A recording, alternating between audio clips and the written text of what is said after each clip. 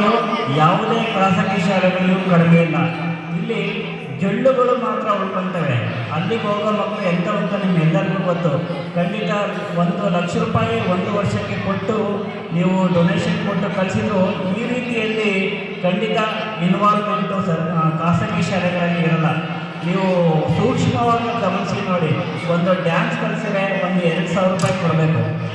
ಯಾವುದೋ ಒಂದು ಮೂಲೆಯಲ್ಲಿ ಸುಮ್ಮನೆ ಹಾಡು ಬರ್ತಾರೆ. ಆದರೆ ಇಂಥ ಒಂದು ರಿಮೋಟ್ ಏರಿಯಾದಲ್ಲಿ, ಹಿಂದುಳಿದ ಪ್ರದೇಶದಲ್ಲಿ ಈ ಒಂದು ಇಂಗ್ಲೀಷ್ ಫೆಸ್ಟನ್ನು ಆಚರಿಸೋದು ಅಷ್ಟು ಸುಲಭವಾದ ಕೆಲಸ ಅಲ್ಲ.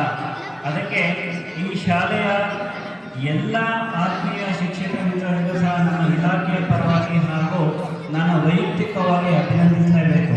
ಏಕೆಂದರೆ ಒಂದು ಬೆಂಕಿಕಟ್ಟೆ ಇಡೀ ಫಾರೆಸ್ಟ್ ಬಂದು ಇಡೀ ಕಾಡನ್ನು ಸುಟ್ಟಾಕ್ಬಿಡುತ್ತೆ. ಒಂದು ಶಾಲೆಯಲ್ಲಿ ಒಬ್ಬರು ಶಿಕ್ಷಕರು ಯಾರಾದರೂ ಒಂದು ಸ್ವಲ್ಪ ದುಡ್ಡಿದ್ರೆ ಖಂಡಿತ ಇಡೀ ಶಾಲೆ ಹಾಳಾಗುತ್ತೆ. ಆದರೆ ಒಳ್ಳೆಯ ಕೆಲಸವನ್ನು ಮಾಡ್ತಿರುವಂಥ ಕೊಟ್ರೇಶ್ವರವ್ರಿಗೆ ಎಲ್ಲರೂ ಒಂದು ಒಗ್ಗೂಡಿಸಿ ಕೈ ಜೋಡಿಸಿ ಒಂದು ಸಪೋರ್ಟನ್ನು ಕೊಡ್ತಾ ಇಲ್ಲ ಈ ಶಾಲೆ ಶಿಕ್ಷಕರು. ಅಷ್ಟು ಸುಲಭವಾದ ಕೆಲಸ ಅಲ್ಲ. ಇವತ್ತಿನ ಒಂದು ಮನೋವಿಕಾರದ ಸಂದರ್ಭದಲ್ಲಿ, ಏನೇನೋ ಪೂರ್ವಾಗ್ರಹಗಳ ಸಂದರ್ಭದಲ್ಲಿ ಈ ಶಾಲೆಯ ಎಲ್ಲ ಶಿಕ್ಷಕರನ್ನು ನಾನು ತುಂಬ ಅಭಿವೃದ್ಧಿಯಿಂದ ನೋಡಿದ್ದೀನಿ. ಎಲ್ಲರೂ ತುಂಬ ಚೆನ್ನಾಗಿ ಕೋಆರ್ಡಿನೇಷನಲ್ಲಿ ಇನ್ವಾಲ್ವ್ಮೆಂಟನ್ನು ಹಾಕಿ ಎಲ್ಲ ಕಾರ್ಯಕ್ರಮಗಳನ್ನು ಮಾಡ್ತಾರೆ. ನಾನು ಈ ವ್ಯಾಪ್ತಿಯಲ್ಲಿ ಸಂಬಂಧಪಟ್ಟಿಲ್ಲ. ನಮ್ಮದು ಆಲ್ರೆಡಿ ಹೋಗಿ ಒಂದು ಜವಾಬ್ದಾರಿಯನ್ನು ಹೊತ್ಕೊಂಡಿದ್ದೀನಿ.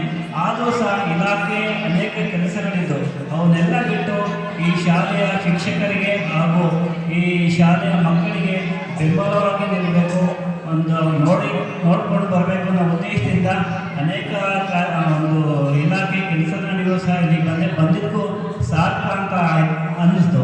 ಎಷ್ಟು ಪೋಷಕರು ಗಮನ ಕೊಟ್ಟು ಬಂದಿರಲಿಲ್ಲ. ಯಾಕೆಂದರೆ ಇವತ್ತು